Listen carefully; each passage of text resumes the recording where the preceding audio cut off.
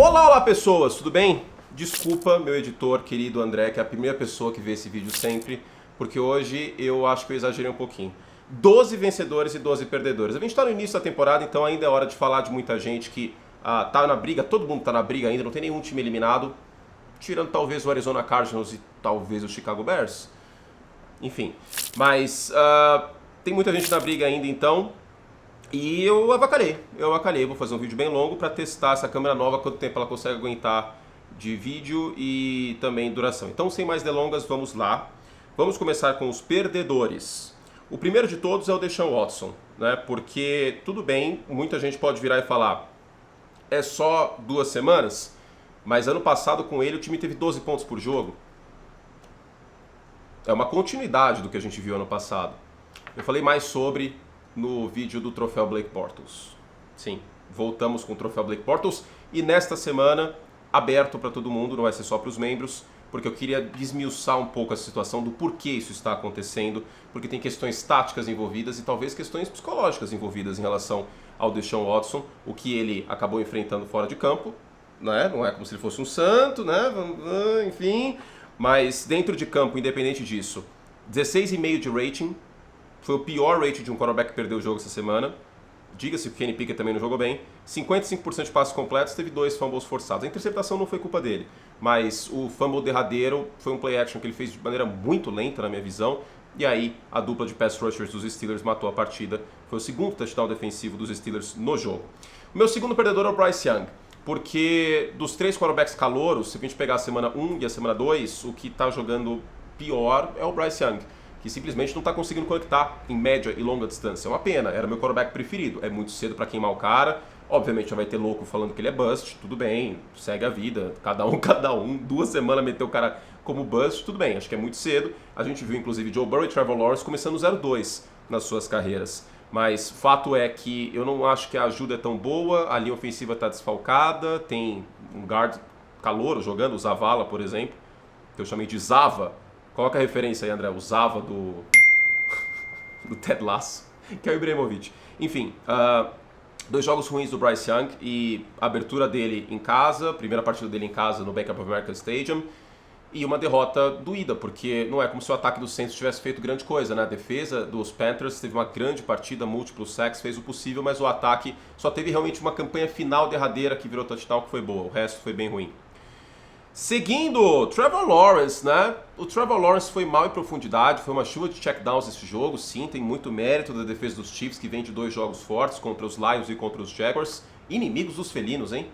Agora, se Carolina, será que enfrenta Kansas City esse ano? Porque já a defesa dos Chiefs, muito bem contra os Leões e contra as Onças, as Jumas.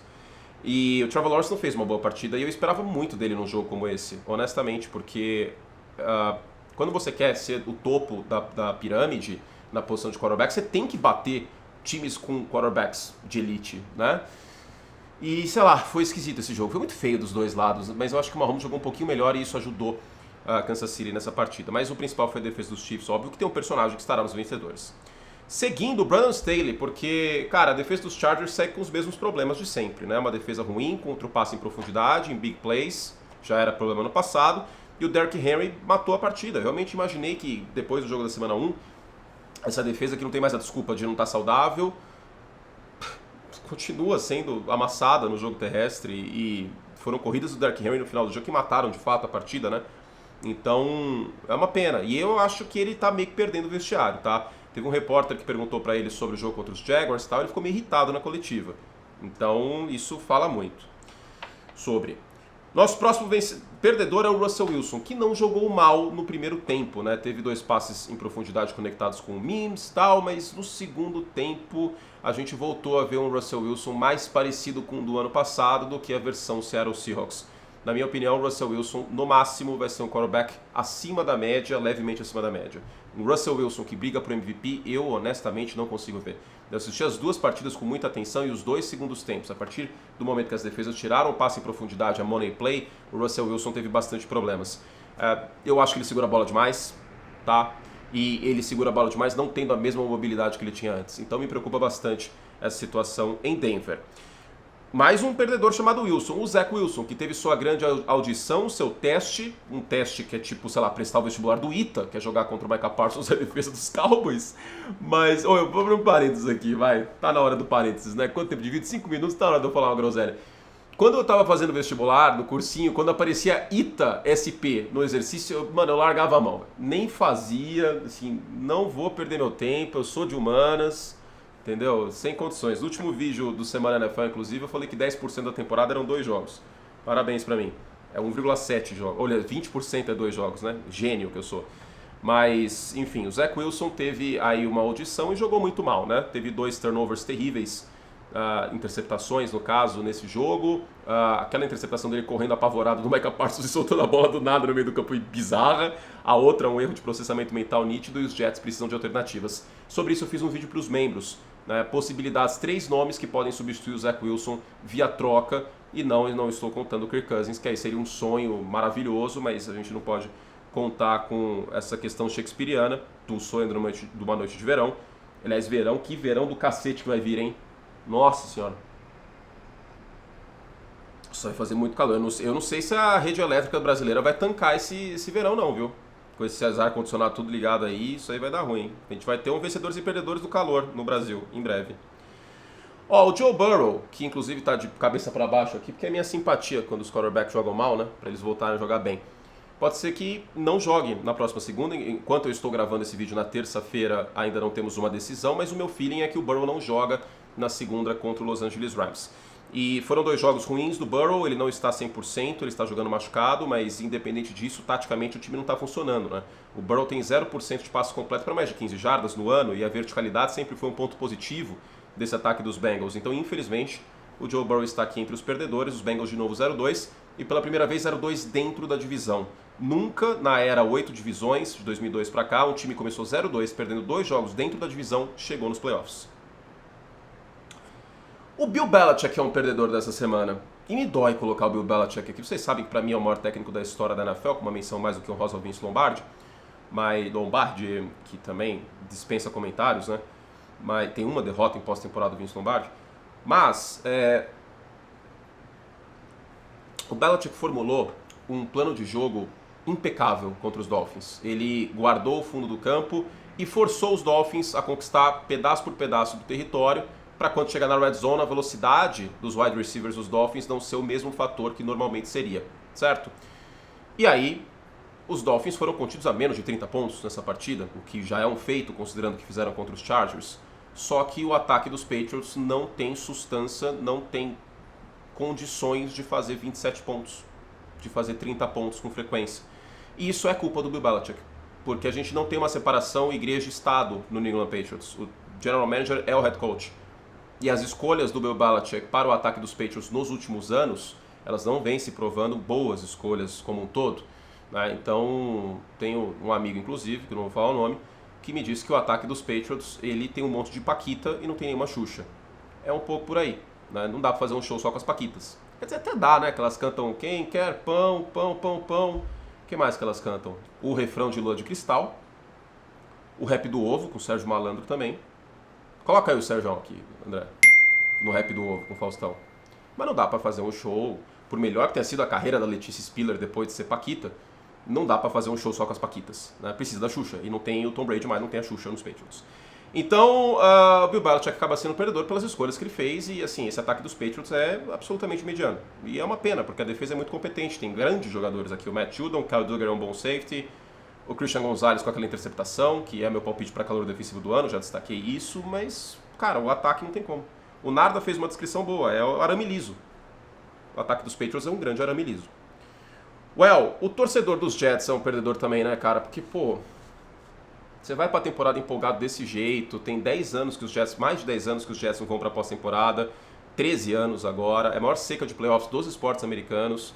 Esse ano era para ir pelo menos para os playoffs. E aí a gente volta a ter o Zach Wilson como quarterback, essa incógnita, e o coração do torcedor dos Jets totalmente dilacerado.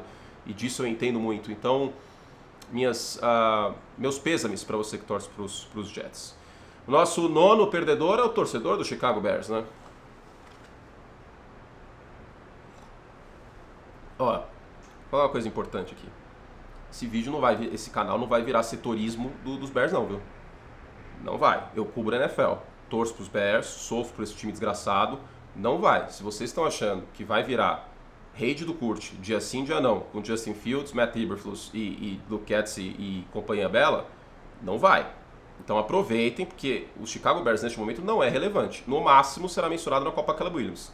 Não adianta ficar fazendo vídeo o tempo inteiro aqui, espremendo a laranja, só porque as pessoas querem ver eu surtar, porque eu sei que elas querem ver eu surtar, né, vídeo as views, mas eu falei porque era relevante, porque era uma história entrando na temporada. Eu não vou ficar semana sim, semana também, surtando aqui até pela minha saúde mental, tá? Então, aproveitem que não vai ser toda semana. Só se tiver motivo para isso. Saquon Barkley, nosso 10º perdedor, infelizmente machucado, deve perder algumas semanas e, né? Aliás, eu vou riscar aqui, tira Saquon Barkley. Running backs. Running backs. Cara, vamos lá. O Nick Chubb machucou, tá fora da temporada. Que lesão terrível, que dor no coração. Pra mim, o melhor running back da NFL. O Saquon Barkley machucou, vai perder algumas semanas, e sem o Saquon Barkley, a chance dos Jets ganhar dos 49ers na quinta-feira é muito diminuta. O Austin Eckler não jogou a última partida. Então a gente tá falando do melhor running back da NFL fora por lesão. Ah, mas lesão pode acontecer com qualquer um. Gente, com o running back acontece mais. Sério, vocês sabem. O cara que bateu o pé e fez a greve mais rápida da história machucou na segunda semana. E o Austin Eckler, que pediu para ser trocado pelos Chargers, também machucou e não jogou na semana 2. Então, assim, infelizmente, os running backs eles seguem em apuros, né? E aí fica uma situação bem delicada. É uma pena. São jogadores importantes, mas que na estrutura do teto salarial hoje em dia, na montagem de elencos, eles são mais substituíveis. E por fim, a posição de quarterback. Para você que acha que eu vou passar pano, eu não vou não. Né? Falei dos running backs, essa questão, mas os quarterbacks não estão jogando bem. Nesse início de temporada, de novo, como um todo, os quarterbacks não estão bem. Será que é porque é setembro? Normalmente os times demoram a engrenar, questão de sintonia e etc. Complicado, né? Bom, vamos aos vencedores aqui. No final do vídeo tem uma novidade, viu? Eu tô bebendo esse cafezinho aqui, no final do vídeo tem uma novidade que eu vou colocar nos vencedores e perdedores, aí vocês me digam se vocês acham bom ou não. Porque esse canal é motivado a café, como vocês sabem, tá? Vamos lá então, 12 vencedores. Vamos começar com o Baker Mayfield, esse homem injustiçado. Baker Mayfield é um quarterback talentoso, mas Baker Mayfield não é um quarterback consistente. A gente já viu jogos bons do Baker Mayfield ano passado, grande exemplo, aquele jogo pelos Rams contra os Raiders e tal. E ele fez algumas boas temporadas e outras terríveis, né? Agora, o Baker Mayfield nesse início de temporada, ele tem quase 70% de passos completos e nenhuma interceptação, coisa que foi problema em Carolina no ano passado e no final da trajetória dele nos Browns também. Se o Baker continuar mostrando essa consistência, show. Mas vale lembrar que nos primeiros 3 quartos, especialmente no primeiro tempo contra os Vikings, ele não jogou bem. E a última partida foi contra aquilo lá. Não é? Aquilo lá. Não vou falar o nome desse time para não ficar estressado. Eu falei que eu não vou ficar estressado, não vou. Mas ele tem que figurar aqui nos vencedores. Eu falei da defesa dos Chiefs, o Chris Jones, claro, um vencedor, né? Teve um passe desviado numa terceira descida fundamental, terminou o jogo com um sack e meio na primeira partida dele desde o início da temporada. Ele não jogou contra os Lions, esteve ausente de Kansas City e já teve um impacto imenso na sua primeira partida. Vale lembrar que estava jogando contra um ataque muito competente, o ataque do Jacksonville Jaguars, fora de casa, e também vale lembrar que os Chiefs jogaram bem na semana 1 defensivamente contra os Lions. Com a adição do Chris Jones para essa defesa do Spanuolo, Kansas City pode ter uma defesa que segure a bronca de um ataque que ainda está se encontrando aí nessa temporada. O nosso terceiro vencedor seria o meu palpite primeiro, seria a minha melhor ideia possível para o New York Jets. O Gardner Minshew, que é quarterback reserva dos Colts. O Anthony Richardson saiu com uma concussão nesse jogo depois de anotar 2 touchdowns terrestres. E o Minshew, nosso jardineiro fiel, entrou e teve 90 de rating, 19 de 24 no touchdown numa interceptação. Jogou de maneira muito sólida e conduziu os Colts à vitória, segurou a vitória para Indianapolis. Na minha opinião, o Gardner Minshew é um dos melhores reservas da NFL e certamente é um jogador melhor que o Zach Wilson. Só que com essa lesão do Anthony Richardson, eu não sei se ele estaria disponível para troca por Indianapolis. Próximo vencedor aqui é o Bijan Robinson, né? Vocês lembram da época do draft que, bom, vocês sabem que eu tenho a filosofia de, pelo amor de Deus, não draftem running backs da primeira rodada. Mas neste ano eu abri uma exceção para o Bijan Robinson, porque ele entra na NFL sendo um running back top 10 em potencial. Ele entra na NFL sendo esse cara. É um excelente jogador recebendo passes, ele é fantástico cortando e sendo elusivo. Teve uma jogada incrível assim nesse jogo contra os Packers. teve uma quarta descida convertida que foi muito importante, teve touchdown recebido na semana 1. Ele é absolutamente completo e numa classe que não me empolgava tanto, eu achava justificável pegar o Bijan Robinson na primeira rodada, de coração. O Gibbs, não. O Robinson, sim, na minha opinião. Então, até tuitei sobre isso na época do draft, antes do draft. Então, o Bijan Robinson mais um vencedor e um beijo pra ele, porque eu tenho ele no Fantasy. Mas perdi meu jogo. Eu poderia colocar só um nome aqui, mas eu vou colocar 2, tá?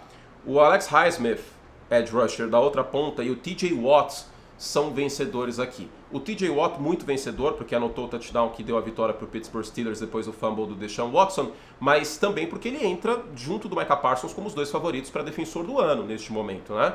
Se a gente for colocar 2 nomes, o TJ Watt foi muito bem na semana 1 contra São Francisco, mesmo com a derrota, e agora mais um jogo impactante. Com ele, essa defesa dos Steelers é bem melhor e é uma das unidades mais impressionantes da liga nesse aspecto. E o Highsmith é bom jogador também, tá? Então, olho nessa dupla, eu vou colocar os 2 como vencedores, mas o TJ Watt merece muito respeito.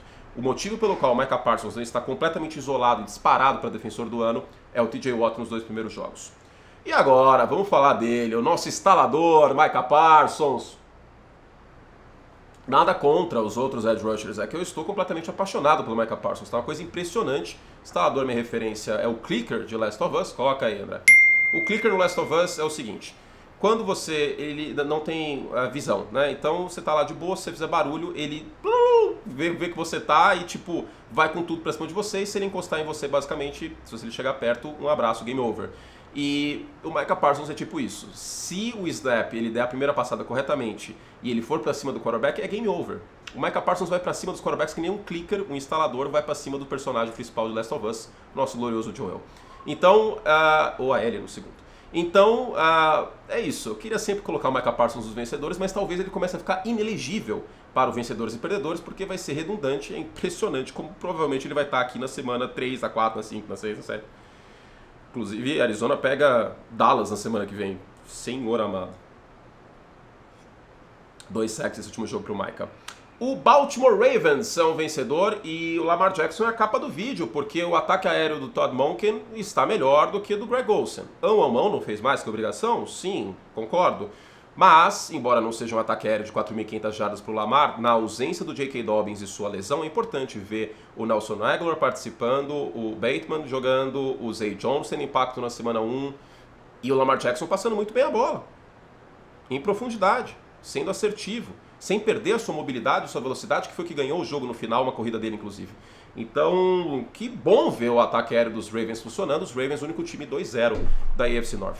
Oi, quase cai a câmera. Então, Lamar Jackson / Baltimore Ravens, grandes vencedores dessa semana 2. Agora, um cara que entra na briga para calor ofensivo do ano, que o favorito é o Bijan Robinson, mas o Puka Nacua, nosso castolo da Master League, nosso Alejo, esse personagem inventado pelo Sean McVay, né, ele com certeza, se fosse a série Westworld, ele comprou um robô do parque Westworld e meteu lá no campo como jogador dos Rams. E realmente é um encaixe importante e impressionante, porque ele corre as rotas cruzando o campo, as crossing routes muito bem, o conceito mesh muito bem também. Passou de 100 jardas, teve 20 alvos. Na ausência do Cooper Kupp, o nosso glorioso Puka Nacua. E é bom falar o nome dele também. Puka Nacua, vai, fala junto comigo agora. Puka Nacua. É um vencedor. Christian McCaffrey é um vencedor porque não foi o melhor jogo do nosso glorioso Brock Purdy, né? Mas o Christian McCaffrey matou a partida, teve uma tosse muito boa que ele transformou em grande ganho. Passou das 100 jardas e é talvez o favorito junto do Tyreek Hill para ser jogador ofensivo do ano, né? Então, glorioso jogo do Christian McCaffrey, que é um running back absolutamente completo e foi o eixo motor desse ataque de São Francisco na partida. O Gene Smith é um vencedor também, porque o segundo tempo, tudo bem, ele é ofensiva desfalcada, mas o segundo tempo contra os Rams na semana passada foi um Gene Smith que parecia que tá meio zureta, né? Parecia que ele estava pensando na morte da bezerra, ou que ele estava com febre jogando, porque ele jogou muito mal, sem nenhuma sintonia com os recebedores, e nessa partida foi muito bem, teve o touchdown da vitória com o Lockett na prorrogação, um jogo bem melhor do Gene Smith, um Gene Smith mais parecido com aquele Gene Smith que a gente viu na temporada passada, né? E a defesa de Detroit, vale lembrar, deu calor no Kansas City Chiefs, não é a mesma várzea que foi em 22 essa defesa. Destaque para o Gino aqui, que é um cara que eu torço para dar certo. O nosso penúltimo vencedor é o Josh Allen, estou com a camiseta dos Bills em sua homenagem. O Josh Allen precisa limpar as cacas que ele faz, tá? Ele precisa parar de fazer bobagem e jogar o jogo em vez de jogar o snap. Essa foi uma partida que ele jogou o jogo e não os snaps. mais de 80% de passos completos, 3 touchdowns, nenhuma interceptação, assim, foi completamente impecável. Um jogo muito melhor do que o jogo contra os Jets. Tudo bem que a defesa dos Raiders não é uma defesa top 5, top 10, mas ele não fez um monte de bobagem, e é esse Josh Allen que eu quero ver mais, tá? Porque isso ajuda o Buffalo Bills a ser um candidatíssimo ao título. E por fim, eu pedi para os nossos assinantes para eles colocarem um vencedor, para eles elegerem. E o mais votado foi o TJ Watt, sugestão do Álvaro Góes, com mais likes. Mas teve um outro que não foi nenhum personagem da NFL, que o Ricardo Piva sugeriu, que foram os assinantes Like Plus, porque o Chicago Bears não está jogando bem, o Justin Fields está mal, comissão técnica é uma bagunça, e isso está fazendo com que eu surte e isso gere entretenimento para vocês. Muito obrigado, fico muito feliz dos assinantes estarem contentes com a minha tristeza, desgraça, ódio, dor e vontade de quebrar minha parede. Fizemos só os que podíamos! E agora a surpresa no final. É o seguinte, eu vou avaliar cápsulas de café. Alguém pediu para fazer isso? Não, não pediu. Ó, essa é uma das cápsulas que eu mais compro, não estou sendo patrocinado, até porque eu vou criticar. É a cápsula da Pilão, intenso, café lungo, tá? Então, eu falo bastante de café aqui. Uma dose de lungo 110 ml. É uma das cápsulas com o melhor custo-benefício em termos de preço, etc. Mas não é bom, tá? Não tem gosto de nada. O café Pilão, se você fizer ele no coador, acaba sendo melhor, mas é prático e não é tão caro comparado a outras cápsulas. Então eu vou começar já criticando. Ó, meio aguado, inclusive, não tem aspecto de expresso, não vale a pena, não comprem. Mas se a Pilão quiser patrocinar o canal, fiquem à vontade. No próximo vídeo eu vou comprar outra cápsula e aí a gente vai avaliar neste final, tá bom? Bem aguado, não gostei. Bem aguado, dá pra sentir a torra, não gosto disso. Não tem um rebote bom, tem um rebote meio amargo, não gosto. Enfim, eu compro porque eu sou trouxa, porque eu sou pão duro. Fizemos todos os que podíamos, um beijo carinhoso pra vocês. A gente volta com mais em breve aqui no canal. Lembrando que na quinta-feira tem palpites aqui pra vocês. E também temos mais vídeos, Troféu Blake Bortles e outras cositas más. Beijo e até a próxima. Tchau.